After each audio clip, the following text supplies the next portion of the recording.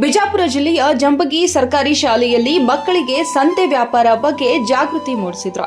ಶಾಲೆಯ ಮುಖ್ಯೋಪಾಧ್ಯಾಯರು ಮಾತನಾಡಿ, ಮಕ್ಕಳಿಗೆ ಕೇವಲ ಪಾಠ ಒಂದೇ ಮುಖ್ಯವಲ್ಲ, ಅವರಿಗೆ ಜೀವನದಲ್ಲಿ ಹೇಗೆ ಬದುಕಬೇಕು, ರೈತರ ಕಷ್ಟಗಳು, ವ್ಯಾಪಾರ ವಹಿವಾಟು, ಆರೋಗ್ಯದ ಮೌಲ್ಯವೆಷ್ಟು, ದುಡ್ಡಿನ ಮೌಲ್ಯವೆಷ್ಟು, ಮುಂದಿನ ಭವಿಷ್ಯದ ಮಕ್ಕಳಲ್ಲಿ ಇದು ತುಂಬಾ ಅವಶ್ಯಕ.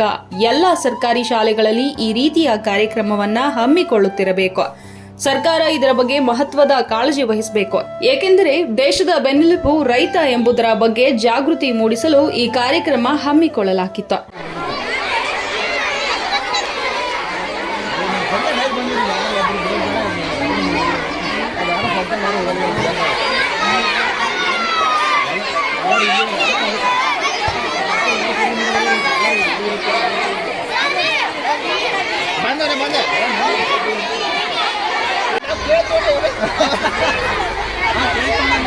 ಬರ್ರಿ.